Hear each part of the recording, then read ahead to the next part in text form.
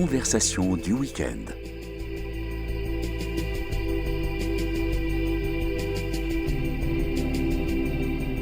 Aujourd'hui, carte blanche.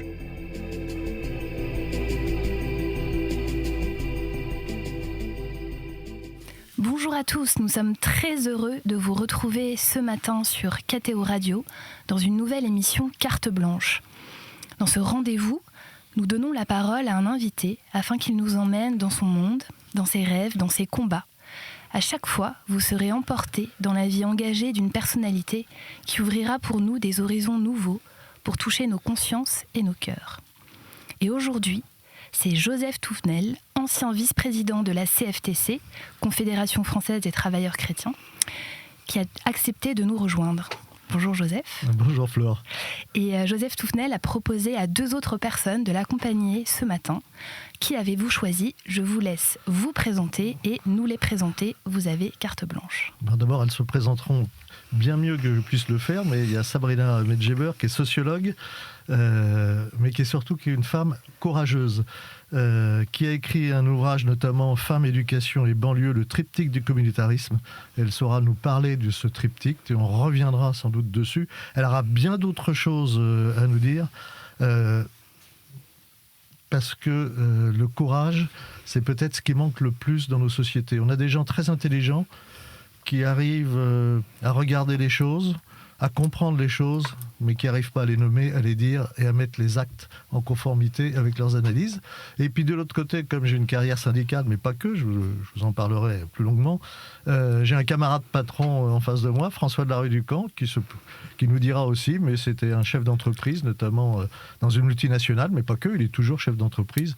Et il nous en dira plus sur son parcours, mais pour moi, c'est intéressant de montrer qu'il n'y a pas d'opposition systématique entre patronat, syndicat, etc. Tous ces gens sont des travailleurs, c'est ce qu'on oublie. Le salarié, l'indépendant, le chef d'entreprise, le commerçant, l'artisan, nous sommes tous des travailleurs et on reviendra sur cette valeur travail qui est bien souvent totalement marginalisée, oubliée dans sa réalité. Alors, vous m'avez demandé pour ma part, moi je suis un privilégié. Je suis un privilégié parce que je suis né dans une famille avec des parents très aimants. Une éducation que certains pourraient nous décrire comme stricte, en fait, c'est une éducation d'une très, très, très, très grande liberté. Si on nous a donné des normes, on nous a donné des règles, par exemple, 7 enfants à table, on ne parlait pas comme on voulait, à la limite, on demandait la parole, et quand les adultes parlent, les enfants se taisent. Oui, mais à 14 ans, on m'a autorisé à prendre mon Solex et à faire Paris-Rodez en Solex. Pendant 3 jours, en passant par le Massif central. Vous voyez, l'éducation qui vous permet aussi de faire des choses qui aujourd'hui se paraissent inconcevables. Un gamin de 14 ans qui prend le vieux Solex et hop, en avant. Donc cet espace de liberté, il s'est construit aussi avec le scoutisme et avec des parents très engagés socialement. Chrétiens sociaux, ça ne veut pas dire socialistes du tout. Chrétiens sociaux. Et pour vous donner qu'un exemple de la chance que j'ai eue et de ce privilège de cette éducation, mon père était médecin. Donc je suis un fils de la bourgeoisie. Il a été par choix social médecin des prisons de Fresnes. Il était médecin libéral, mais en même temps, il allait dans les prisons de Fresnes. Nous sommes avant-guerre. Pendant la guerre, il a continué, il a monté un petit réseau au sein des prisons de Fresnes. Il s'est fait arrêter, évidemment condamné par le tribunal allemand du Grosse-Paris, emprisonné. Et à la Libération, il a retrouvé son poste de médecin-chef des prisons de Fresnes. Sauf que là, il s'est élevé contre les mauvais traitements, contre des prisonniers issus de la collaboration, en disant, dans mon infirmerie, il n'est pas question, par exemple, que quelqu'un qui va peut-être être fusillé dans 2 jours, mais qui est très gravement malade, très gravement atteint, passe ses dernières heures, ses derniers jours enchaîné à un lit, il ne va pas se sauver en courant, c'est impossible, sa santé ne lui permet pas. Il a donc été radié. Il a mis l'administration en procès, nous sommes juste après-guerre, il a gagné, il a été réintégré et il a démissionné. Parce que ces valeurs ont fait qu'il s'est opposé au nazisme, mais ces valeurs ont fait qu'il s'est opposé aussi au mauvais traitement infligé à des prisonniers issus de la collaboration. Et grâce à ce procès d'ailleurs qu'il a eu, j'ai tout le dossier, j'ai des témoignages extraordinaires. Et ces témoignages, ça montre que quand quelqu'un d'un peu déterminé se lève, alors il n'est pas seul. Parce qu'il n'était pas seul au sein des prisons de Fresnes. Le réseau qu'il avait constitué était dedans. Les autres médecins français, il y avait un médecin allemand qui ne voyait rien, qui était visiblement le brave homme d'ailleurs qui ne voulait rien voir. Il y avait des gardiens, il y avait des infirmières, et tout ça a fonctionné pendant plusieurs mois avec des gens qui arrivaient à partir parce que il y avait des faux certificats pour dire qu'ils devaient partir dans tel hôpital pour telle opération, et ils s'évaporaient au passage. Et donc ça montre que d'abord on n'agit jamais seul, on agit aussi avec les autres, on agit pour les autres, aussi un peu pour soi-même, pour sa conscience, mais que quand il y a cette volonté, eh bien il y a d'autres gens qui y vont et qui suivent. Moi j'ai été étonné quand j'ai relu récemment les témoignages, notamment des infirmières, etc. On n'imagine pas ce qui pouvait se passer de bien, de bon et de courageux.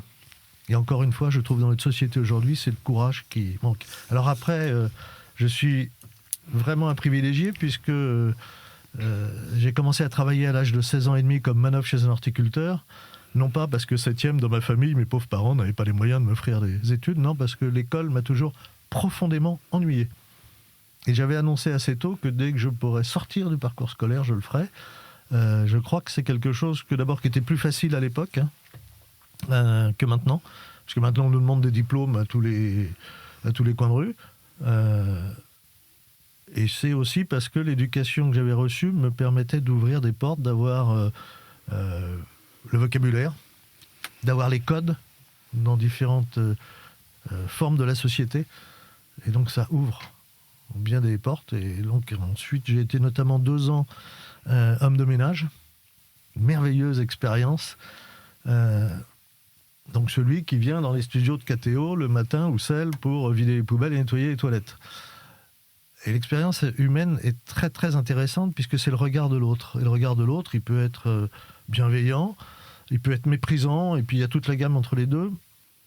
Mais ça, on le sait. Mais ce qui est particulièrement intéressant, c'est que le regard méprisant ou bienveillant n'est pas lié au poste qu'occupe la personne dans l'entreprise. Le regard bienveillant ou malveillant, il peut venir de quelqu'un qui est en haut de la pyramide ou quelqu'un qui est en bas de la pyramide. Ce qui veut dire que dans la société, c'est pas le poste qu'on occupe qui fait ce que nous sommes. C'est la façon dont on vit avec les autres. Et puis ensuite, j'ai fait d'autres petits boulots, etc. Et je me suis retrouvé un jour par hasard à la Bourse de Paris, comme grouillot. C'est-à-dire garçon de recette. Garçon de recette, c'est quelqu'un qui allait entre la Bourse, le Palais Brongniart, et puis la Banque de France, les charges d'agent de change, etc. Et il fallait 2 qualités, un peu d'honnêteté et le sens de l'orientation, puisqu'on se promenait avec une petite sacoche dans laquelle il pouvait y avoir des sommes très importantes en titres, papier, voire à l'époque, c'était possible, en lingots d'or ou en pièces d'or. Donc ne pas se perdre avec ou ne pas filer avec. Et ça m'a fait faire une petite carrière au sein de la Bourse, puisque notamment j'ai siégé pendant 10 ans à la commission des sanctions de l'autorité des marchés financiers. C'est-à-dire que pendant 10 ans, j'ai été un des 12 juges en matière de délits boursiers. Ce qui est très très intéressant. Et sur ce parcours professionnel, en même temps, il y a eu le parcours syndical. Pourquoi ? Parce que d'abord, j'avais été nourri par l'engagement de mes parents. Mon père médecin, il recevait gratuitement toutes les troupes scouts, guides, machins, curés, bonnes sœurs, tout ce qu'on veut de la région. On habitait Antony pour les visites médicales, pour les machins, ceux qui n'avaient pas d'argent, ceux qui donc voilà, c'est une normalité d'avoir un engagement. Et puis, j'avais travaillé dans une société qui s'appelait Le Gabax. Le Gabax, qui était juste à côté de la porte d'Orléans, qui à l'origine faisait des machines-outils, etc. Puis c'était transformé pour faire de l'informatique. Donc moi, là, à l'époque, j'étais devenu chef d'équipe dans le nettoyage, parce que c'est important. Et j'avais quelqu'un qui était là, un homme qui était pas loin de la retraite, qui avait commencé à travailler, alors, je sais plus, à 14-15 ans dans cette usine. Moi qui ne suis pas bricoleur, il m'avait montré comment on peut aimer des machines. Il y avait encore une salle avec des vieilles machines qui font du bruit, qui puent, c'est chaud, c'est machin. Et il m'avait montré comment on peut avoir l'amour de ces vieilles machines. Très bien. On se voyait 2 fois par semaine, on faisait un tour. Alors lui, il était arrivé à un poste important puisqu'il s'occupait des moyens généraux. Et dans une entreprise comme celle-là, c'est un poste important. Et puis, le Gabax a été racheté par Olivetti. Parfait. Et puis cet homme, je ne le vois pas pendant, je ne sais plus, on dirait un mois. Et lui, je t'ai dit qu'il était en vacances, je ne veux pas, qu'est-ce qu'il est devenu? On me dit, tu ne sais pas? Non, je ne sais pas. Il est mort. Il a eu un accident, il a reçu sa lettre de licenciement et ça l'a tué. Cet homme profondément attaché à son entreprise, d'autant plus qu'il n'avait pas d'enfant. Donc son entreprise, c'était sa vie. À l'époque, la loi a été respectée, totalement. Personne ne l'a reçu pour lui dire merci pour vos bons loyaux services, merci pour votre engagement pour notre entreprise, merci pour tout ce que vous avez fait, mais il y a un doublon, il y a quelqu'un de plus jeune qui vient d'Olivetti, qui veut occuper de votre place. De toute façon, là vous êtes près de la retraite, donc il serait parti en système de pré-retraite, ce n'était pas ce problème-là.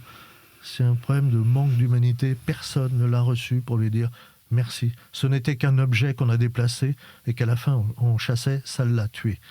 Et je me suis dit, dans le système, il y a quand même quelque chose qui ne va pas, d'où mon engagement syndical. Mais je pense que maintenant, s'il y a 2 invités, ils ont beaucoup de choses à dire, et notamment Sabrina qui va pouvoir se présenter. Alors, bonjour à tous. Je m'appelle Sabrina Medjeber, et je vais reprendre un peu le fil conducteur de Joseph, parce que je le trouve très intéressant. Moi, je suis issue de l'immigration algérienne, post-indépendance de l'Algérie. Je suis le fruit d'un mariage endogame, matérialisé en France par le regroupement familial, mon père étant arrivé en premier. Évidemment, mon père est arrivé en France parce qu'à l'époque, il y avait 2 choix. En Algérie, vous aviez 2 bureaux. Post-indépendance, ou le bureau des fonctionnaires, ou bien le bureau dit de la main-d'œuvre. Donc mon père, ayant grandi dans les villages de Kabylie, sachant parler français évidemment, puisque l'Algérie est et reste toujours un pays francophone, malgré les turpitudes de la junte algérienne d'aujourd'hui, a décidé donc de tenter sa chance. Voilà, il a tenté sa chance parce qu'il voulait continuer à vivre le rêve français. Alors ça paraît complètement dingue aujourd'hui, ça paraît désuète, ça paraît que même fascisant de dire qu'un Algérien, après 1962, voulait venir en France pour vivre le rêve français. Et ben voilà, c'était le cas de mon père. Donc il est arrivé en France, il a commencé à loger dans ce qu'on lui attribuait, des studios comme ça, des chambres d'hôtel, des cousins qui étaient déjà là, qui l'ont logé. Alors ça a commencé à Montreuil-sur-Seine et il a commencé à travailler comme garçon de café, c'était son rêve. Voyez-vous, il a intégré le Dôme de Montparnasse. Ça a été son premier emploi. Et d'ailleurs, il me dit aujourd'hui, lorsqu'on nous y retournons pour déjeuner, il me dit, tu vois ma fille, l'affaissement aujourd'hui de la société française, c'est de voir l'accoutrement des garçons de café. À mon époque, nous étions tous très bien habillés et nous n'avions pas le droit de travailler si la chemise n'était pas repassée, si le cafetier n'était pas impeccable, si le pantalon n'était pas impeccable. Et aujourd'hui, quand je vois l'état, alors c'est évidemment la grille de lecture de mon père, moi j'ai pas connu ces années-là, mais pour lui c'est un signe, c'est un marqueur de l'affaissement de ce qu'est la courtoisie française, l'art de vivre français, le bistrot français qui fait presque, je crois aujourd'hui, ou qui a volonté de faire partie du patrimoine immatériel de l'humanité, c'était important pour lui. Donc bref, c'était la petite histoire. Donc tout ça pour vous dire que voilà, il a travaillé en tant que serveur et puis ensuite en tant qu'ouvrier dans les usines, n'ayant pas les moyens d'habiter Paris, il a fui la capitale et puis nous avons été installés à Argenteuil au départ. Et ensuite à Pontoise, au Louvret. Et de là, moi je suis née à Montreuil, mais j'ai grandi dans la cité des Louvrais. Ce qui caractérise ma singularité et ma légitimité même dans mon parcours et mon propos et mon engagement surtout, c'est que je suis le fruit de 2 générations d'une biculturalité issue d'un monde ouvrier ayant grandi dans des quartiers populaires et dans une cité qui aujourd'hui est classée zone hors contrôle. Je vous donne un exemple très caractéristique de mon parcours. Nous avons connu une famille, à l'époque, dans la cité qui s'appelle la famille Ramdani. Et donc moi, j'ai très bien connu Ammar Ramdani. Et il se trouve que ce garçon, aujourd'hui, est en prison parce qu'il a été une des chevilles ouvrières de l'attentat de l'hypercacher et des attentats contre Charlie Hebdo. Donc c'est pour vous dire à quel point j'ai vécu finalement et charnellement toute cette déliquescence-là de ce qu'on adore appeler l'intégration culturelle et la politique de la ville. Moi, le communautarisme, la logique clanique, le proto-terrorisme, l'ultra-voilement des gamines dans les quartiers, le jeu de la surmusulmanité, l'empêchement de vivre et de déclamer, de réclamer et de décrier son amour pour la France, l'échec de l'assimilation, je l'ai vécu depuis mes plus jeunes années, c'est-à-dire les années de l'adolescence, les années où l'individu commence à se singulariser, les années où l'individu commence à appartenir ou pas à un groupe, la logique communautaire, la clôture communautaire, l'anthropologie clanique, le tribalisme solidaire, l'empêchement pour les jeunes filles de pouvoir s'émanciper du joug, le fameux joug patriarcal que ces féministes aujourd'hui invisibilisent parce que ça fait le jeu des mauvais bourreaux et des mauvaises victimes. Tout ça, je l'ai vécu et j'ai donc décidé, après un parcours personnel et professionnel protéiforme, je ne vais pas m'attarder là-dessus, mais j'ai fait 1000 métiers, tout comme Joseph, j'ai commencé à travailler, j'avais 16 ans, non pas parce que l'école m'ennuyait, bien au contraire, l'école était pour moi un refuge identitaire parce que c'est grâce à l'école que j'ai réussi à comprendre que j'avais une chance. Moi, j'avais un père ouvrier absent, mais j'avais une mère maltraitante et je voulais comprendre pourquoi est-ce que ce schéma-là du patriarcat n'a jamais été brisé par les femmes. Et en fait, on se rend compte, quand on étudie, quand on contemple, quand on observe, quand on creuse, quand on dialogue, finalement, que ce patriarcat-là, musulman, vient aussi du matriarcat. Et que les femmes sont parfois aussi les courroies de transmission du patriarcat, parce que ce sont elles qui élèvent leurs garçons. Et que les modalités éducatives des biotopes culturels arabo-musulmans font la différence aussi. Ils invisibilisent la femme et ils sacralisent le garçon. Et peut-être que l'un des vices racinaires aujourd'hui du problème de l'intégration culturelle vient de l'éducation qu'octroient les femmes à leurs garçons. Mais c'est le problème aujourd'hui en France, voyez-vous. Il y a une société républicaine et il y a une dissociété clanique. Et l'un et l'autre ne peuvent pas fonctionner. Donc il y a tout un tas de problématiques. Merci Sabrina. Pardon. Non, mais je suis désolée merci parce que ce sont des sujets... d'être allé au bout et profondément sur ce parcours et sur une réalité. Voilà, parce que tu as parlé de l'amour de la France. Et c'est rare d'en entendre parler. On va marquer une petite pause musicale et on se retrouve juste après pour découvrir le parcours du deuxième invité de Joseph Touvenel, François de la rue du Camp. Stamattina mi sono alzato, oh bella ciao, bella ciao, bella ciao, ciao, ciao. Stamattina mi sono alzato e ho trovato l'invaso. Oh partigiano, portami via, oh bella ciao, bella ciao, bella ciao, ciao, ciao. Partigiano, portami via, che mi sento di morire. E se io muoio da partigiano, oh bella ciao, bella ciao, bella ciao, ciao, ciao. E se muoio da partigiano, tu mi devi seppellire e seppellire lassù in montagna. Oh bella ciao, bella ciao, bella ciao, ciao, ciao. Seppellire lassù in montagna, sotto l'ombra di un bel fior. Tutte le genti che passeranno, oh bella ciao, bella ciao, bella ciao, ciao, ciao. E le genti che passeranno ti diranno che bel fior, e questo è il fiore del partigiano. Oh bella ciao, bella ciao, bella ciao, ciao, ciao. Questo è il fiore del partigiano, morto per la libertà. Questo è il fiore del partigiano, morto per la libertà.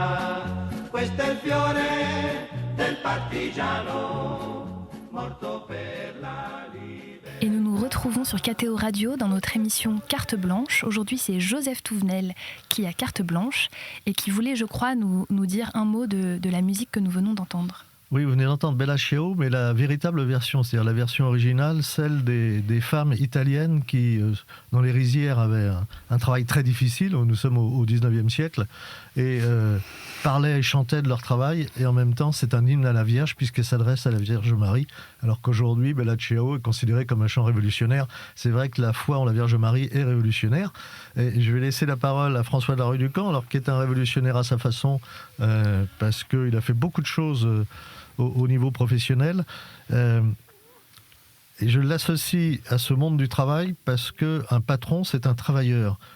Il y a des bons et des mauvais patrons, comme il y a des bons et des mauvais ouvriers, alors qu'aujourd'hui, on lui met dans la tête une lutte des classes permanente qui, à mon sens, n'a justement aucun sens. Bonjour, François de la Rue du Camp. Un nom un peu lourd à porter, puisque pratiquement je donne mon adresse avec mon nom. Et c'est... travailleur patron, patron travailleur, effectivement, c'est ainsi qu'on se connaît, Joseph. Et alors d'où je viens ? Je viens d'un milieu très particulier parce que c'est les vieilles familles françaises, aristocrates. Alors n'imaginez pas un grand château, etc. Non, c'est une petite ferme. Et j'ai vu mon père traire les vaches à la main. Et d'ailleurs, à partir de ce moment-là, je me suis dit, je ne ferai jamais ce métier-là. C'est trop dur. Ça m'a poussé, ça m'a aidé à faire des études sur lesquelles je vais revenir tout à l'heure. Un milieu qui est en fait une vieille famille, mais qui n'a plus de ressources. Et donc, un père maurassien, athlète, vice-champion de France de saut en hauteur, mais professeur d'éducation physique, mais qui a préféré la terre, et la liberté. Si vous connaissez la fable de La Fontaine, entre le chien et le loup, hein, et il a préféré être loup. Moi, je suis devenu un peu chien, je vais y venir tout à l'heure. Et une mère gaulliste. Donc, des débats politiques fort animés. Cette difficulté du métier de paysan m'a poussé à faire des études. Alors, j'ai fait des études, donc licence de mathématiques, école de gestion, etc. Mais j'avais ce moteur en permanence et à la faculté de mathématiques, j'ai appris un peu la politique, se tourner vers les autres. Et là, j'ai milité à l'extrême gauche et à la Ligue communiste révolutionnaire, donc à renommer nos amphis Bakounine, etc. Et en fait, je cherchais quelque chose, je cherchais un absolu, tout simplement. Et après, je me suis jeté dans le monde du travail. Je suis rentré dans une entreprise, un grand groupe japonais, Canon, je sais pas, on peut le nommer. Et j'ai eu beaucoup de chance. Dans cette vie professionnelle, parce que j'ai toujours eu une bienveillance des gens avec qui j'ai travaillé. Une bienveillance, c'est-à-dire que c'est dans le monde de l'entreprise peut être extrêmement brutal. C'est vraiment, il peut y avoir des luttes individuelles très très fortes. Et bien là, environné par la culture japonaise, sur laquelle je pourrais faire moi une émission complète, mais j'ai eu la chance d'avoir un excellent produit que j'ai environné entièrement en France, un micro-ordinateur, et puis ainsi de suite. Après, on m'a confié d'autres lignes de produits, je suis devenu directeur marketing, commercial, directeur général, etc. Et puis président. J'ai été amené à licencier des gens. Ça a souvent des impacts sur des individus très forts, le licenciement. Je suis passionné de la vie, je suis passionné des humains. Et quand on licencie, pour reprendre l'exemple tout à l'heure, Joseph, j'ai un souvenir terrible d'une personne que j'ai licenciée. Alors, je suis chrétien, un vendredi saint, et qui ne croyait pas à ce que j'allais faire. Et je lui dis, mais Frédéric, tu comprends ce que tu as fait individuellement, aller à l'encontre de l'intérêt de la collectivité, du bien commun. Donc je te sacrifie. Mais je l'ai fait droit dans les yeux. C'est un souvenir que j'emmènerai jusqu'au dernier souffle de ma vie. Ces licenciements, je l'ai connu aussi, moi, en tant que j'ai été président, directeur général de Canon France. J'ai été licencié. Quand on est mandataire social, c'est extrêmement brutal. Mais bon, c'est un privilège, sans doute. J'ai été rappelé, parce que j'avais eu un désaccord très important avec un hiérarque dans l'organisation européenne et qui en fait avait tort, j'avais raison et on m'a rappelé. Alors ça flatte l'ego, hein, évidemment, hein, c'est vrai, autant le dire, j'ai été flatté d'être rappelé et je suis parti après à Londres, donc j'ai passé 3 ans où j'ai beaucoup apprécié de ce pays de la perfide Albion, mais où j'ai eu l'occasion de rencontrer et de travailler et d'avoir des équipes internationales, donc russes, italiens, allemands, anglais, etc. Et c'était une expérience extrêmement enrichissante. J'ai quitté Canon en 2015, j'ai créé une entreprise de 100% digital, d'exploitation de bases de données sur les produits techniques, ordinateur, appareil photo, téléphone mobile, avec quelqu'un que j'avais rencontré, qui est franco-roumain, qui était le directeur technique du labo test de la FNAC. Et puis, donc avec des bureaux de développement à Bucarest. Et puis, j'ai revendu mes parts pour prendre une retraite que je voulais un peu passive, retourner peut-être dans mes terres. Mon enfance me rattrape, sans doute, et retrouver ce bon sens paysan, les vraies choses. La nature ne ment pas. Donc, toujours besoin de cette recherche d'idéal quelque part. Et puis, quand même, on m'a dit, tiens, François, viens donc à un OGEC, une organisation de gestion d'enseignement catholique. Je suis secrétaire du conseil d'administration de la Madone, dans le 18e.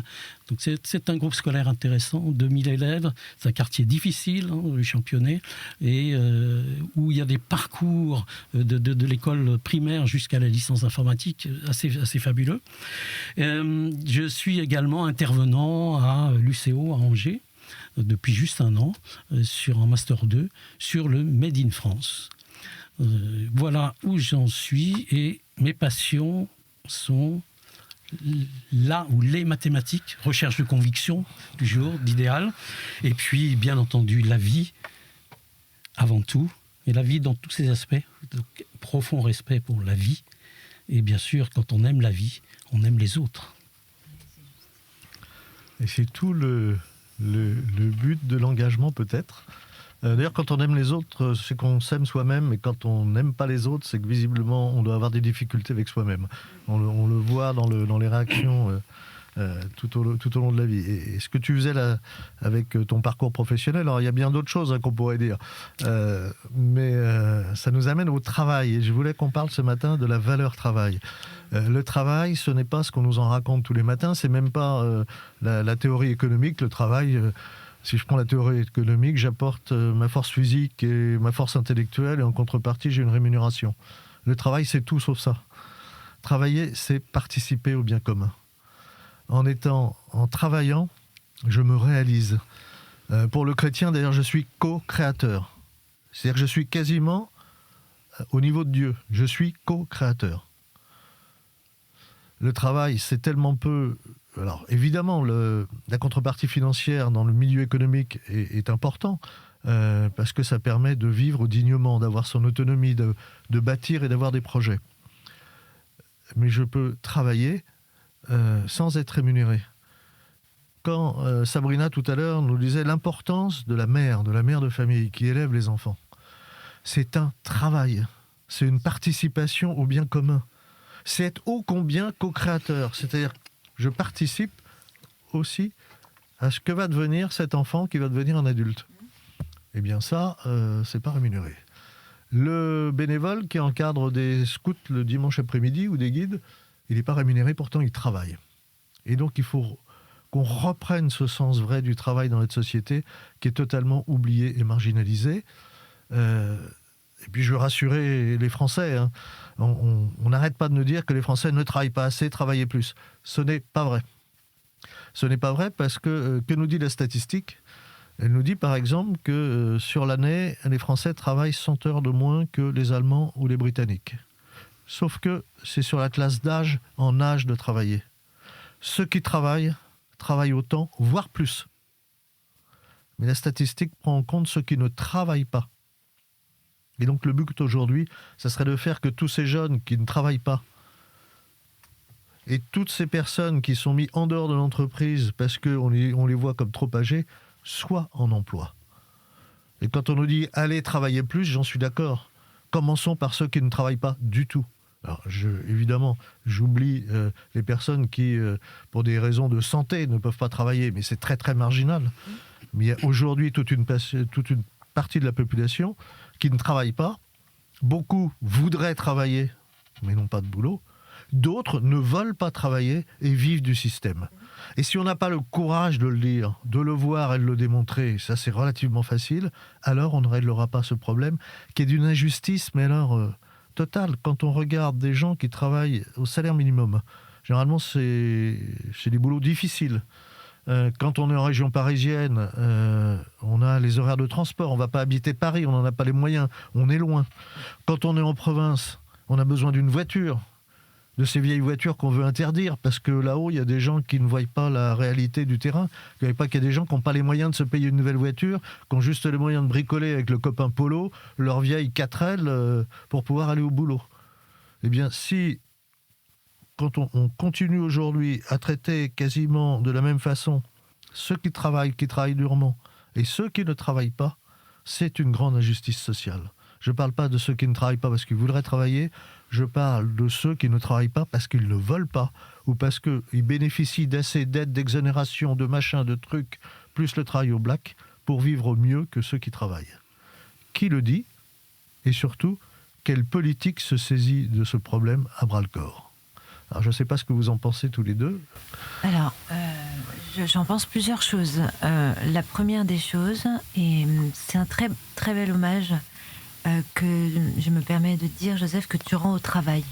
Alors, le travail, c'est aussi une réalisation, c'est aussi un accomplissement, c'est aussi une œuvre. On est co-créateur. Et je trouve que cette mission presque civilisatrice du travail, c'est-à-dire la construction, qui se transmet, s'oublie aujourd'hui dans la réalisation de ce que l'on fait. Je trouve que déjà rendre un hommage au travail comme réalisation, c'est une très belle chose. La deuxième chose, c'est que malheureusement aujourd'hui, le travail perd son sens, et notamment chez les jeunes générations Z et Y, qui ne considèrent plus le patron comme une figure tutélaire, mais plutôt comme une autorité à combattre, et qui voudraient le considérer non pas comme un patron, mais comme un mentor. Ce qui pose beaucoup de problèmes, parce que d'une part, les managers issus des grandes écoles de commerce sont de plus en plus toxiques parce qu'ils se sentent investis d'un pouvoir en tout cas face à des équipes qui, elles, se sentent vulnérables et qui n'arrivent plus à respecter le manager comme un patron ou comme quelqu'un qui pourrait les élever, mais plutôt comme quelqu'un qui aurait tendance à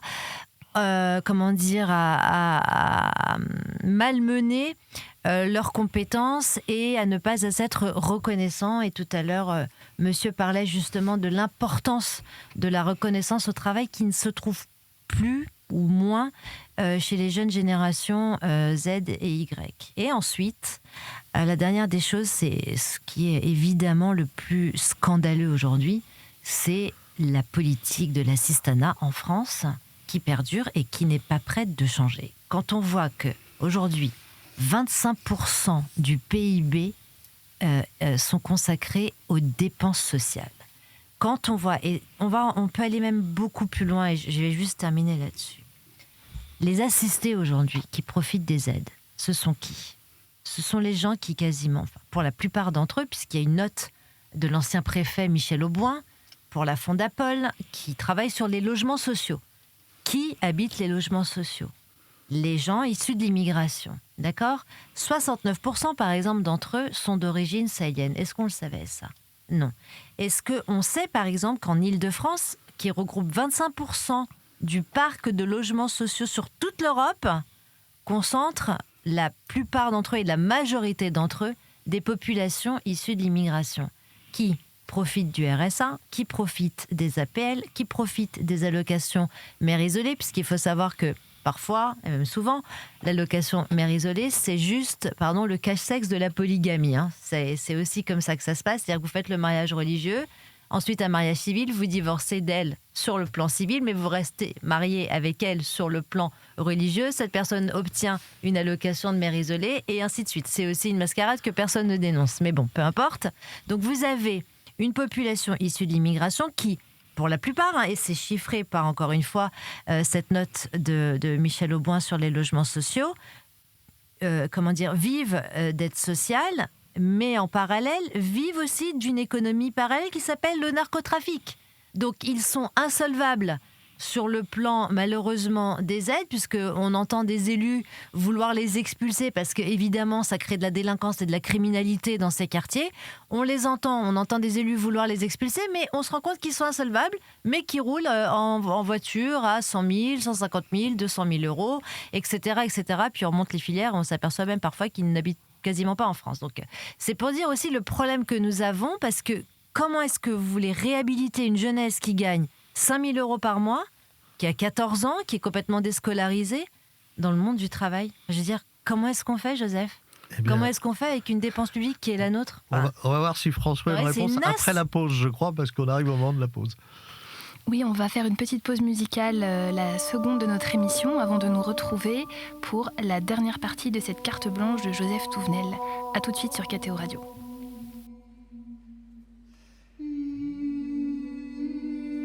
Oh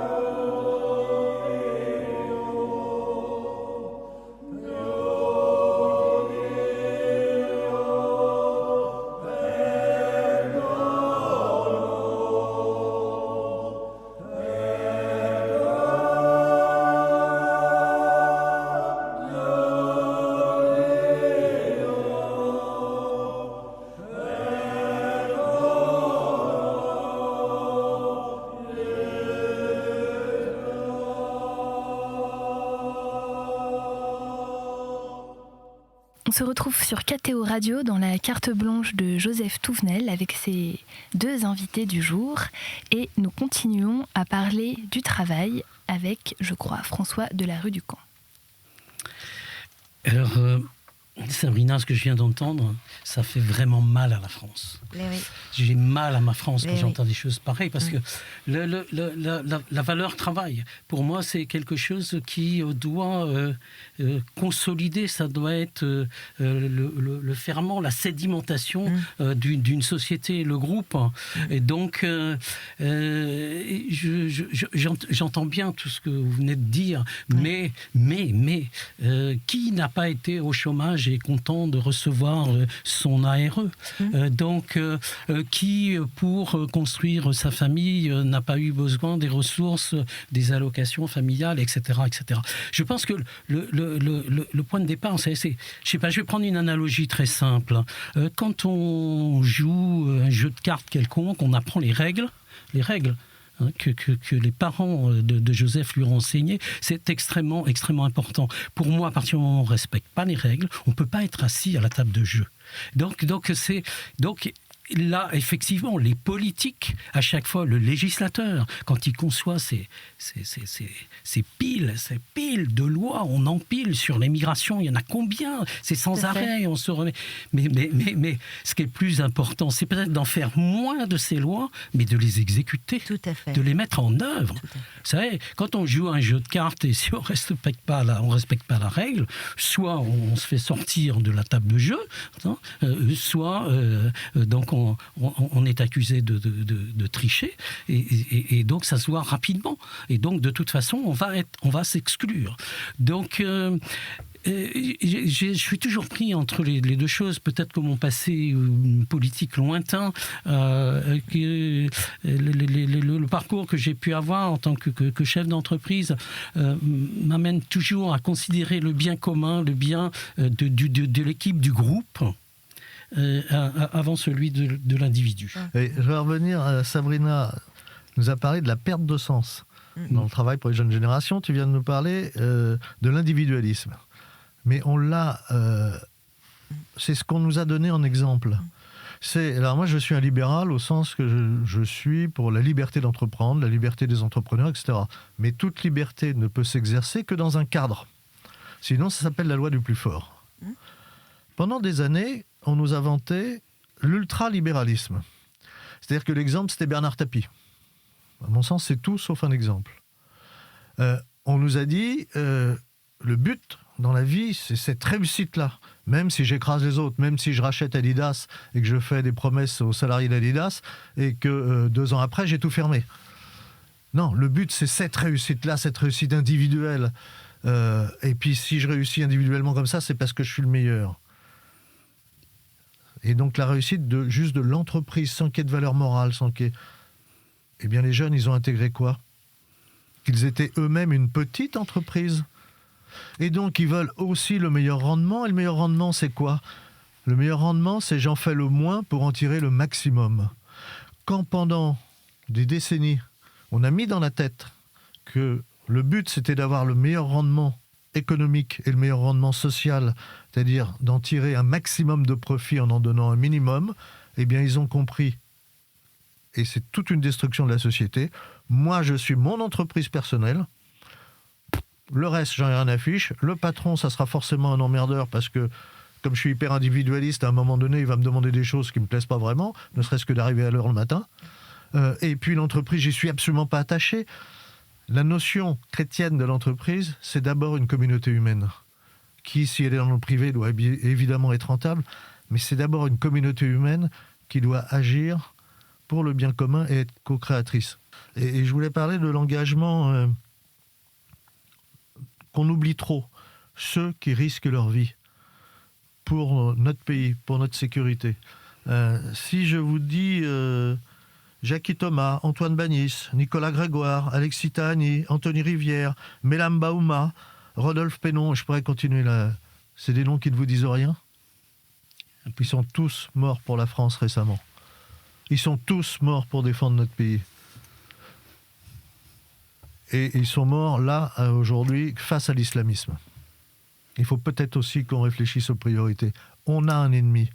On a des gens qui nous font la guerre, qui nous ont déclaré la guerre. C'est une guerre de civilisation. Et quelquefois, on le nie ou on ne veut pas le voir parce que ça demande un peu de courage de se dire c'est une guerre de civilisation. J'étais en Israël il y a 10 jours. J'ai vu le reportage, enfin c'est un reportage, ce que les caméras des terroristes du Hamas ont filmé et ont balancé sur les réseaux sociaux les horreurs qui ont été faites. Les gens qui ont fait ces horreurs, je peux vous dire, c'est 45 minutes. D'abord, c'est un film qui n'est pas montré à tout le monde, et heureusement, qui n'est pas montré aux soldats de Tsahal parce qu'ils deviendraient fous. Ensuite, ils prennent une arme et ils tirent sur n'importe qui. Et on se dit, pendant qu'on voit ça, d'abord, quand est-ce que cette horreur va s'arrêter ? Comment se fait-il que des gens agissent comme ça ? Ils agissent comme ça parce que derrière, il y a une idéologie. Derrière, il y a des gens qui déshumanisent les autres, qui envoient des petits soldats. Alors, ils les envoient, c'est par les attentats, c'est par la terreur, mais c'est aussi par les voies de « je prends des postes de pouvoir ». C'est aussi comment j'influence la société. Moi, je ne souhaite pas la guerre. J'ai eu l'honneur de faire mon service dans un régiment parachutiste. Qui peut souhaiter la guerre ? Eh bien, il y a des gens. C'est un non-sens. Il y a des gens qui souhaitent la guerre, il y a des gens qui souhaitent détruire, il y a des gens qui n'ont que la haine au cœur et la mort au cœur. Et nous, on doit avoir l'intelligence à la fois de s'engager au service des autres, au service de la paix, mais civis pacem parabellum. Donc, pour vivre en paix, soyons armés et rendons hommage à ceux qui sont des vrais soldats de la paix. C'est-à-dire que nos militaires aujourd'hui ne souhaitent pas la guerre. Ceux qui touchent au combat de près ne souhaitent pas la guerre. Ce sont des gens qui souhaitent la paix, mais ne nous leurrons pas. Dans l'histoire de l'humanité, malheureusement, ça a toujours été comme ça. Il y a des gens qui veulent faire la guerre, qui nous ont déclaré la guerre, nous, la France et toute notre société. Et il faut savoir à la fois les combattre et ne pas sombrer non plus dans leurs excès, dans leur terreur. Mais on a un vrai combat à mener là, et je veux encore une fois rendre hommage. Vous imaginez les noms que j'ai donnés, mais derrière il y a des familles, il y a des mères, il y a des pères, il y a des enfants. Bien sûr. Et on a oublié ça. On les oublie. Ne les oublions pas, rendons leur hommage. Alors peut-être pas tous, mais quand même, voilà, notre engagement, nous, aux civils, c'est aussi au service de la France, au service de la patrie, c'est au service de l'humanité, en rendant hommage à ceux qui sacrifient leur vie pour nous. Alors j'entends bien vraiment ce que tu dis. J'ai 3 garçons en âge de se battre, donc dont un qui est vraiment militaire, engagé donc dans la marine, et pilote d'hélicoptère. Et simplement, tu connais bien l'adage qui est: la guerre est une chose trop sérieuse pour la confier aux militaires. Donc le problème, c'est pas les militaires. Mais que le militaire veuille la paix, oui, bien sûr, c'est sa fonction, c'est le cœur même de sa fonction. Contrairement à ce qu'on peut penser, qu'un militaire a envie de se battre et a envie de tuer, etc. Non, c'est un acteur de paix. Mais le politique, c'est une toute autre dimension. L'adage aujourd'hui, c'est la guerre est une affaire trop sérieuse pour le laisser aux politiques, visiblement. Oui. Oui, mais alors faisons de la politique. Mais on le voit très bien d'ailleurs avec ce qui se passe aujourd'hui vis-à-vis de l'Ukraine et de la Russie, ainsi que les États-Unis. Mais ça, c'est peut-être un théâtre extérieur. Parlons de la France. Cher Joseph, tu nous parles de l'islamisme, de la guerre que nous mènent les islamistes. Mais moi, je vais te parler de quelque chose qui va peut-être te choquer, mais je vais te parler de la trahison des élites françaises. Je vais te parler de la déchristianisation qui a été opérée par les élites françaises et en vertu d'une idéologie consumériste et hédoniste. Je vais te parler de la trahison des élites par rapport à l'immigration. L'immigration qui a évidemment enterré l'assimilation. Aujourd'hui, quand un conseiller d'État comme Thierry Thiot t'émet un rapport qui s'appelle « Pour une République inclusive », et que le président de la République lui-même reprend ce terme d'inclusion. Mais qu'est-ce que ça veut dire, l'inclusion ? Nous n'avons pas à inclure, nous assimilons. La tradition française, je ne vais quand même pas revenir dans les racines historiques depuis le Concordat de Bologne jusqu'aujourd'hui, Comment est-ce que nous avons, nous, arraché justement la séparation des cultes, la coexistence des différentes, des différents paradigmes, des différentes particularités en France pour ce qu'on appelle le creuset républicain à travers l'universalisme français. Ce sont les élites qui ont trahi notre héritage, avec notamment cette idéologie du droit à la différence, du touche pas à mon pote, du venez comme vous êtes. Eh bien forcément, venez comme vous êtes, ça veut dire venez avec vos biotopes, venez avec vos particularités, et puis vous avez le droit d'exister comme vous voulez exister. Et cette fameuse politique de la ville qui encourage précisément le séparatisme, n'avons-nous pas vu dernièrement Monsieur Benoît Payan, maire de Marseille, offrir un bail amphithéotique et dire à ces musulmans présents, on vous le doit. Mais que doit-on aux musulmans ? Absolument rien. Les musulmans vivent leur foi et fort heureusement, nous n'avons pas à juger de leur foi. Ils ont évidemment le droit d'exercer leur culte comme les chrétiens, comme les juifs. Mais pourquoi est-ce que ces élus leur octroient des droits préférentiels ? Au nom de quoi ? Et pourquoi ? Au nom de la peur. Au nom de la peur. Et de l'intérêt immédiat. Absolument, absolument. Au nom d'une logique clientéliste, mais moi j'ai beaucoup plus loin que ça, au nom d'un pacte de non-agression. C'est-à-dire qu'aujourd'hui, ces élus font vivre les gens de ces habitants comme des dhimmis. Voilà, comme des sous-citoyens, en octroyant des pouvoirs supplémentaires, des droits préférentiels aux frères musulmans qui assoient cette idéologie. Donc on ne peut pas à la fois avoir un président de la République, nous seriner, nous combattons l'islamisme, l'idéologie islamiste qui fait le lit idéologique du terrorisme, et en même temps installer volontairement cette idéologie sur notre sol. Je suis désolée. Non, mais ne sois pas désolé, moi je te rejoins. Et le drame pour moi, mais je pense pour tous ceux qui sont autour de ce micro, c'est qu'il y a des gens issus de l'immigration, y compris de l'immigration musulmane, etc., qui ne partagent pas du tout, qui veulent se sortir de la mainmise des frères musulmans dans les quartiers, et on ne les aide pas, au contraire. Je vais vous donner un exemple, moi qui m'a frappé. Quand il y a eu les attentats Hyper Cacher, mon épouse, maintenant elle est à la retraite, elle était enseignante, mais spécialisée, elle prenait les élèves en difficulté, très très respectée dans notre commune et dans les écoles. Elle s'entendait très bien avec les familles connues depuis des années.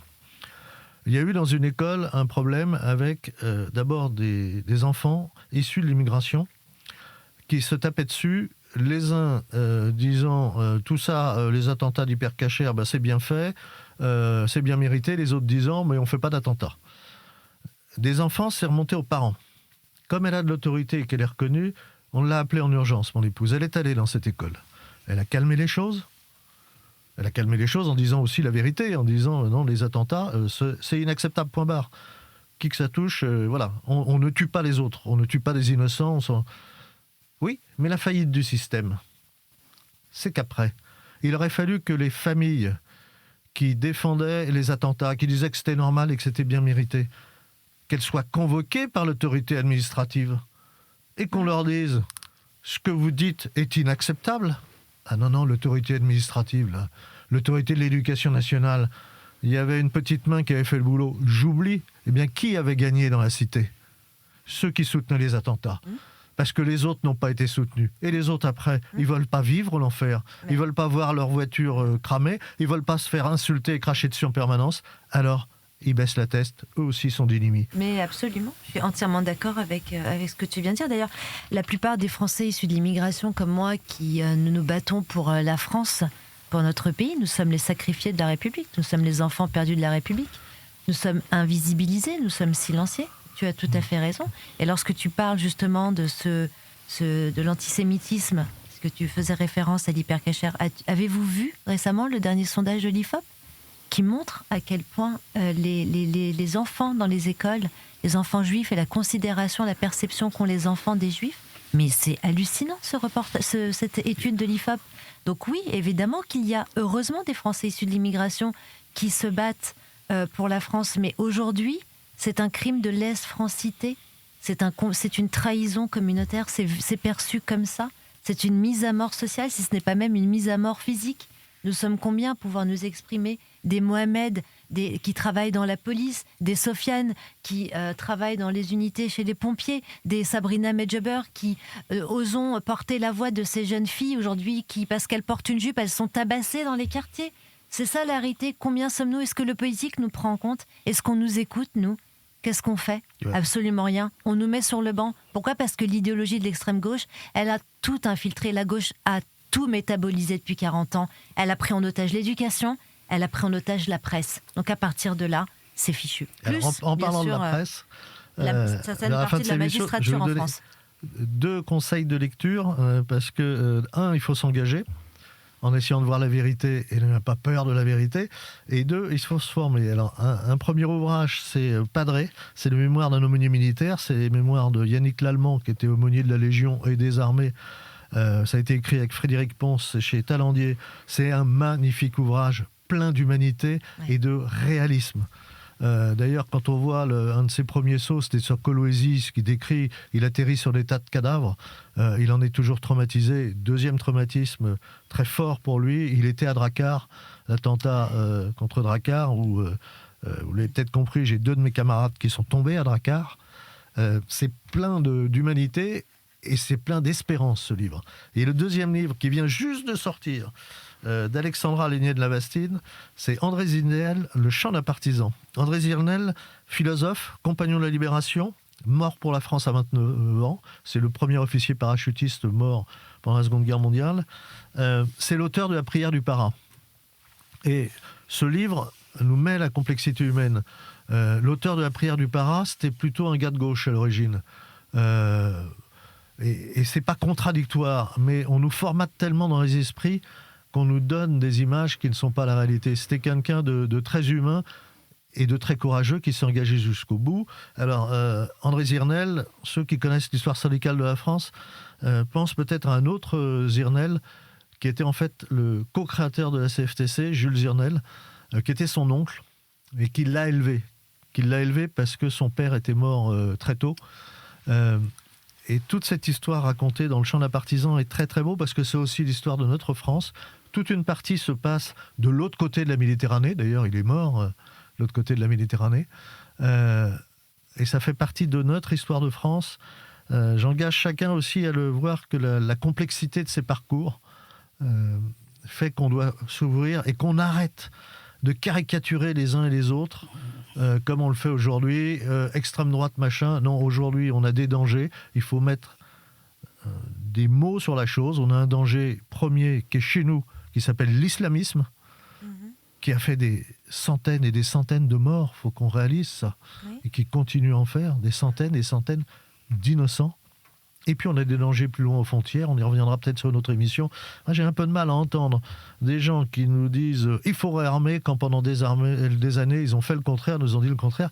J'ai souvenir d'un certain Emmanuel Macron qui nous a dit il y a quelques années que pour gagner beaucoup d'argent en France et faire des économies, il fallait supprimer l'arme atomique. Emmanuel Macron, il y a 15 ans.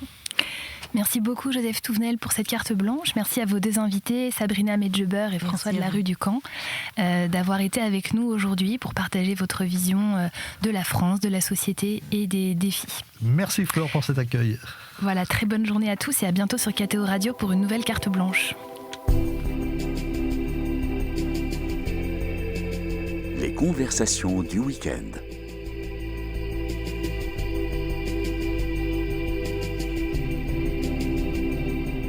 Aujourd'hui, carte blanche.